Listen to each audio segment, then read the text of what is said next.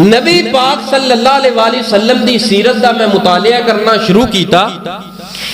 आप दी तकरीबन 23 साला दौरे नबूवत जिहड़ी है इहदे अंदर आप दी जिंदगी दे मैं तमाम खुतबात नूं इकट्ठियां करके देखिया। आप दी जिंदगी दा कोई खुतबा ऐसा नहीं मिलिया जिहदे अंदर आपने बिदअत दा रद्द ना कीता होए।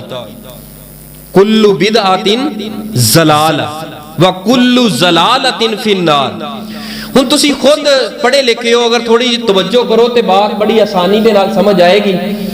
मैं हुण तुहाडे कोल जुम्मा पढ़ांदे तकरीबन मैनूं 10 साल हो गए, साल हो गया, चलो याद है तुहानूं, साल हो गया। मैं हर जुम्मे अंदर बिदअत करदा रवां, बिदअत दा रद्द करदा रवां ते 2 3 4 जुम्मे तुसीं सबर कर लोगे, 5वें 6वें जुम्मे कहोगे मौलवी जी तुहानूं होर गल कोई नहीं आउंदी। सानू लग गई है समझ तुहानू होर गल कोई नहीं आउंदी, हर वारी बिदअत बिदअत बिदअत करते रहंदे हो। मैनू दसो नबी पाक ने 23 साल खिताब किया है कि बिदअत दा रद्द किया है, 23 साल। यानी बिदअत इतनी बुरी चीज है कि मेरे पैगंबर दा कोई खुतबा उस वक्त तक खुतबा कहलाता नहीं सी, पूरी तकरीर नहीं सी होंदी जब तक बिदअत दा रद्द ना कर ले। फरमाया कुल्लु बिदअतिन, कुल हर बिदअत गुमराही है, हर गुमराही जहन्नम दी अग है, जहन्नम दी नार है।